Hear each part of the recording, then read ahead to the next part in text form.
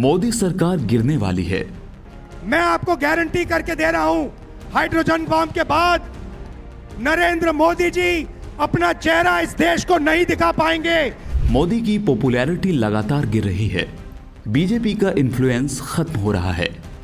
हाल के आंकड़ों से पता चला है कि बेटी बचाओ बेटी पढ़ाओ अभियान कैसी अपमानजनक बातें कर रहा है। और ठीक इसके उलट राहुल गांधी की इमेज एकदम से चेंज हो रही है। कांग्रेस का जीत होगा और बीजेपी का हार होगा। वो गरीबों और किसानों के मसीहा के रूप में उभर रहे हैं और इसके असर से बिहार चुनाव में एनडीए को भारी नुकसान उठाना पड़ सकता है। भले ही आपको ये सब मनगढ़ंत बातें लगे, लेकिन ये रियलिटी है। इसको अंजाम देने की पूरी रणनीति बन चुकी है और उसी को हम इस वीडियो में एक्सप्लेन करेंगे। इस वीडियो में हम कोई हवाई बातें नहीं करेंगे, बल्कि प्रॉपर फैक्ट्स और कैलकुलेशन के साथ बताएंगे कि कैसे इस बार बिहार चुनाव की वजह से सेंट्रल गवर्नमेंट का तख्ता पलट हो सकता है। और साथ ही राहुल गांधी की पूरी स्ट्रेटजी के बारे में बात करेंगे कि कैसे अब वो पप्पू नहीं बल्कि इंटेलिजेंट और एजुकेटेड पॉलिटिशियन के रूप में उभर रहे हैं। तो पूरी वीडियो को बिना स्किप किए जरूर देखिए, क्योंकि इस वीडियो में बताए गए सभी पॉइंट्स एक दूसरे से कनेक्टेड हैं और हो सकता है एक पॉइंट छूटने से आपको पूरी वीडियो समझ में ना आए। आइए ये सब आपको समझाते हैं बिल्कुल आसान भाषा में।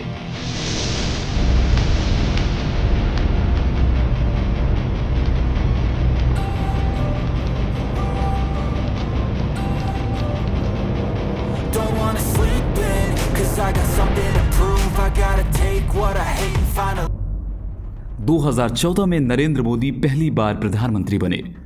मैं नरेंद्र दामोदर दास मोदी ईश्वर की शपथ लेता हूं कि मोदी जी की स्पीच देने की कला लाजवाब है। नमस्ते ऑस्ट्रेलिया। इसके साथ ही मिडिल क्लास फैमिलीज उनकी स्टोरी से काफी ज्यादा रिलेट करती है। सोशल मीडिया पर मजबूत छवि के साथ ही उन्होंने कुछ ऐसे काम किए जिनकी वजह से जनता में उनकी छवि एक स्ट्रॉन्ग लीडर की बन गई। नोटबंदी, सर्जिकल स्ट्राइक, आर्टिकल 370 को हटाना, ये कुछ ऐसे निर्णय थे जिनकी वजह से पीएम मोदी की इमेज काफी ज्यादा उभरकर लोगों के सामने आई। पिछले 10 सालों में उनकी लोकप्रियता काफी ज्यादा बढ़ गई। हमको मोदी चाहिए। मोदी हमारा पति, हमारा भाई, हमारा बाप, हमारा गुरु है। और इसी कारण से 2024 में तीसरी बार उनको प्रधानमंत्री चुना गया। मैं नरेंद्र दामोदर दास मोदी। लेकिन इस चीज के साथ ही लोगों को यह भी समझ में आ गया कि अब बीजेपी का डाउनफॉल चल रहा है। बीजेपी के लोगों ने स्लोगन दिया, अब की बार 400 पार। अब की बार हर जगह यही चर्चा हो रही थी। News, social media, exit poll सब यही दिखा रहे थे कि इस बार बीजेपी को 400 से ज्यादा सीटें मिलेंगी। Bharatiya Janata party lead NDA 401 पहुंच सकता है। व्यूअर्स, इस सबसे बड़ी खबर इस वक्त की जो हमारे एग्जिट पोल से निकल करके आई, एनडीए 400 क्रॉस कर सकता है। लेकिन जब इलेक्शन का रिजल्ट आया तो यह बीजेपी के लिए बिल्कुल अनएक्सपेक्टेड था। 2019 में जहां बीजेपी को 303 सीटें मिली थी, वहीं इस बार मात्र 240 सीटों पर ही सिमट गई। नीतीश कुमार, चंद्रबाबू नायडू और चिराग पासवान की मदद से एनडीए की सरकार तो बन गई, लेकिन इस जीत ने कई सवाल खड़े कर दिए। जहां बीजेपी और एनडीए की सीटें घटकर कम हो गई, वहीं इंडिया गठबंधन को पिछले इलेक्शन के मुकाबले काफी अच्छा सपोर्ट मिला। इस पूरे सिनेरियो ने सभी के मन में कुछ सवाल पैदा कर दिए। क्या बीजेपी का इन्फ्लुएंस खत्म हो रहा है? क्या मोदी के पॉलिटिकल एजेंडा फेल हो रहे हैं? क्या बिहार के इलेक्शन में बीजेपी हार जाएगी? और क्या अगली बार पीएम मोदी की जगह राहुल गांधी प्रधानमंत्री बनेंगे?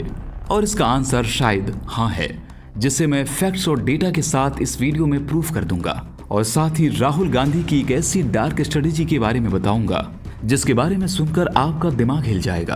तो इसके लिए समझते हैं उस डेटा और कैलकुलेशन को जो आपको दिखाएगा कि कैसे आने वाले बिहार इलेक्शन में बीजेपी शायद अपनी सरकार ना बना पाए। लेकिन पहले समझते हैं उन पॉइंट्स को जो इलेक्शन को पूरी तरह बदल सकते हैं। बिहार में कुल 243 सीटें हैं और सरकार बनाने के लिए किसी भी पार्टी को चाहिए कम से कम 122 सीटें। इस बार चुनाव में मुकाबला है एनडीए और इंडिया महागठबंधन के बीच। अभी जो सर्वे आए हैं उनके मुताबिक एनडीए को थोड़ी बढ़त मिलती दिख रही है। मतलब बीजेपी और नीतीश कुमार की पार्टी जेडीयू फिर से सरकार बना सकती है। लेकिन इस बार नया ट्विस्ट ये है, प्रशांत किशोर की पार्टी जनसुराज भी मैदान में है। कई सर्वे बता रहे हैं कि ये पार्टी कुछ सीटें जीतकर किंग मेकर यानी खेल पलटने वाली पार्टी बन सकती है। लेकिन याद रखिए, ये सिर्फ अनुमान है, असली नतीजा जनता ही तय करेगी। तो फिलहाल लग रहा है एनडीए आगे है, लेकिन सिर्फ एक पॉइंट से हम रिजल्ट का अंदाजा नहीं लगा सकते, क्योंकि आगे कुछ ऐसा बताने जा रहा हूं जो पूरा चुनाव को पलट सकता है। नीतीश कुमार जो अपने बार बार पलटते गठबंधनों के लिए मशहूर हैं, द अमित शाह ने साफ कहा है कि अगर एनडीए बिहार चुनाव जीतता है तो नीतीश कुमार ही मुख्यमंत्री बने रहेंगे। लेकिन बात यही खत्म नहीं होती, क्योंकि नीतीश कुमार का इतिहास बताता है कि वो समय और सियासी हवा देखकर पलटी भी मार सकते हैं। अभी बिहार में 48% से ज्यादा लोग सरकार से नाराज हैं। ऐसे में अगर चुनाव के बाद माहौल बदला तो नीतीश कुमार इंडिया गठबंधन यानी विपक्ष में भी जा सकते हैं। अगर ऐसा हुआ तो सोचिए, जेडीयू के 12 सांसद एनडीए छोड़कर इंडिया में चले गए तो मोदी सरकार माइनॉरिटी गवर्नमेंट में आ जाएगी और पूरा सत्ता संतुलन बदल जाएगा। यानी नीतीश का एक फैसला दिल्ली तक की राजनीति हिला सकता है। बिहार चुनाव को लेकर प्रशांत किशोर ने एक बड़ी बात कही है, जिससे एनडीए के लिए खतरे की घंटी बज गई है। पीके का कहना है कि नीतीश कुमार की जेडीयू इस बार बहुत ही खराब प्रदर्शन करेगी और शायद 25 सीटों से भी कम पर सिमट जाए। तो वो ये भी कहते हैं कि उनकी पार्टी जनसुराज 150 से ज्यादा सीटों पर लड़ेगी। ऐसे में बीजेपी के वोट बढ़ जाएंगे और बीजेपी 100 सीटों से नीचे जा सकती है। अगर ऐसा हुआ तो सिर्फ बिहार नहीं, पूरे देश की राजनीति पर असर पड़ेगा। कई छोटी पार्टियां बीजेपी से अलग हो सकती हैं, क्योंकि सबको लगेगा कि अब बीजेपी की ताकत कम हो रही है। हालांकि ये तो सिर्फ एक अनुमान है, लेकिन राहुल गांधी कुछ ऐसा खेल खेलने जा रहे हैं जो पूरी पॉलिटिक्स को बदल कर रख देगा। इसे जानने से पहले उस शख्सियत के बारे में जान लीजिए जो बिहार की राजनीति में इस बार सबसे ज्यादा चर्चा में है, और वो नाम है तेजस्वी यादव। हाल के सर्वे बताते हैं कि लगभग 35% लोग उन्हें मुख्यमंत्री के रूप में देखना चाहते हैं, जो नीतीश कुमार के 23% से लगभग 2 गुना है।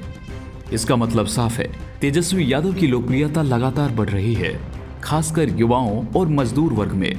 उनकी पार्टी आरजेडी ने जाति समीकरण को बहुत मजबूती से साधा है और यही बात उन्हें बाकी पार्टियों से आगे कर सकती है। अगर ऐसा ट्रेंड जारी रहा तो इंडिया गठबंधन यानी आरजेडी, कांग्रेस और अन्य दल मिलकर बिहार में बड़ी जीत दर्ज कर सकते हैं। इसका असर सिर्फ बिहार तक सीमित नहीं रहेगा, बल्कि केंद्र की राजनीति में भी झटका लग सकता है। तेजस्वी अब सिर्फ बिहार के नेता नहीं, बल्कि राष्ट्रीय स्तर पर उभरता चेहरा बनते जा रहे हैं। राहुल गांधी के साथ वो कंधे से कंधा मिलाकर उनका साथ दे रहे हैं। इसके अलावा बिहार में कुछ ऐसे इश्यूज हैं जिनसे यूथ काफी नाराज हैं। नरेंद्र मोदी जी हमारे भगवान के बर्बाद करके क्यों वोट ले रहा है? अपने ही फोटो लगा के वोट लेवे, उसका हार होगा और कांग्रेस का जीत होगा। बिहार चुनाव से पहले जनता में बेरोजगारी और आर्थिक हालात को देखकर गुस्सा साफ दिखाई दे रहा है। राज्य के 48% लोग सरकार से असंतुष्ट हैं। युवाओं का कहना है पिछले 10 सालों में न नौकरी मिली है न हालात सुधरे। इस गुस्से का असर अब एनडीए पर भारी पड़ सकता है। लोग कह रहे हैं वोट अब बदलाव को मिलेगा।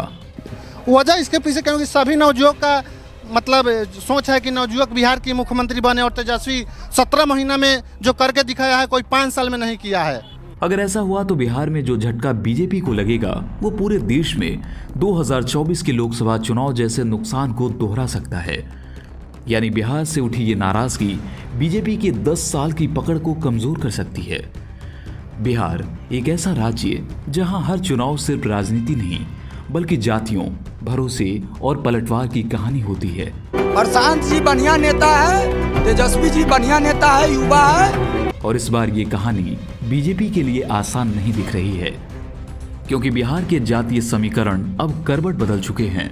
जिस वोट बैंक ने पहले एनडीए को मजबूत किया था, अब उस विश्वास में दरार पड़ने लगी है। ईबीसी यानी इकोनॉमिकली बैकवर्ड क्लास और ओबीसी वर्ग जो पहले एनडीए के साथ था, अब सरकारी वादों से नाराज दिख रहा है। मुसलमानों के 83% वोट और यादवों की पूरी ताकत अब इंडिया गठबंधन के साथ खड़ी है और अब मैदान में उतर चुके हैं प्रशांत किशोर अपनी पार्टी जनसुराज के साथ। पीके का दावा है वो 150 सीटों पर उतरेंगे। अगर जनसुराज ने 9 से 10% वोट काट लिए तो बीजेपी का पूरा समीकरण उलट सकता है। इंडिया गठबंधन 122 सीटों के पार जा सकता है और बिहार से बीजेपी की विदाई की शुरुआत हो सकती है। तो क्या बिहार की राजनीति में एक नया किंग मेकर जन्म ले रहा है? कमेंट बॉक्स में जरूर बताइए। लेकिन वो सिर्फ संभावनाएं हैं और अनुमान है, असली ट्विस्ट तो अब आएगा। राहुल गांधी के प्लान से पहले आइए समझते हैं उस डेटा को जो पूरे बिहार चुनाव को बदल सकता है। सिर्फ 3 किरदार जो पूरी इंडियन पॉलिटिक्स को बदल देंगे। नीतीश कुमार, चंद्रबाबू नायडू और चिराग पासवान, तीनों अगर अचानक इंडिया गठबंधन में चले जाएं तो देश की राजनीति ही पलट जाएगी। नीतीश कुमार जो बिहार के सीएम हैं और अपने आप में अपने राज्य के बॉस हैं।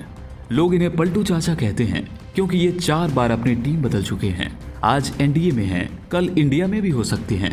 अगला किरदार है चंद्रबाबू नायडू, आंध्र प्रदेश के चीफ मिनिस्टर जो मोदी जी के साथ एनडीए में हैं। लेकिन अगर परिस्थितियां इनके अनुकूल नहीं रही तो किसी भी समय ये इंडिया टीम में पहुंच सकते हैं। इसके साथ ही चिराग पासवान जो बिहार के सबसे चर्चित युवा चेहरे हैं। अगर ये तीनों एनडीए छोड़ दें तो नीतीश कुमार की 12, चंद्रबाबू नायडू की 16 और चिराग पासवान की 5 सीटें एनडीए से कम हो जाएगी और 293 से घटकर 260 सीटें ही रह जाएगी। यानी मोदी सरकार बहुमत खो देगी। वहीं इंडिया गठबंधन को मिलेगी 234 + 12 + 16 + 5 = 267 सीटें। यानी बस कुछ सीटें और राहुल गांधी सरकार बना लेंगे। सोचिए दोस्तों, 3 नेताओं के टीम बदलने से पूरा देश नई दिशा में जा सकता है। कुल मिलाकर पोल्स के एवरेज से एनडीए थोड़ा आगे लग रही है, लेकिन ये स्विंग चुनाव है, छोटी गलती पलट सकता है। लेकिन हाल ही के कुछ दिनों में राहुल गांधी की पॉपुलैरिटी बहुत ज्यादा बढ़ गई है और तेजस्वी यादव जैसा बड़ा चेहरा भी राहुल गांधी के साथ कंधे से कंधा मिलाकर चल रहा है। अच्छा, राहुल गांधी को कुछ समय पहले पप्पू समझा जाता था और उनको कोई सीरियसली नहीं ले रहा था।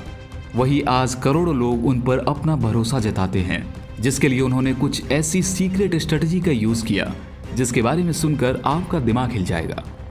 इन सब चीजों के बारे में हमने इस वीडियो में डिटेल जानकारी दी है। यहाँ क्लिक करके इस वीडियो को जरूर देखें ताकि आपको सब कुछ स्टार्टिंग से सही से समझ में आ सके। और चैनल सब्सक्राइब जरूर कीजिएगा ऐसे ही इन डेप्थ एनालिसिस वीडियोज सबसे पहले देखने के लिए।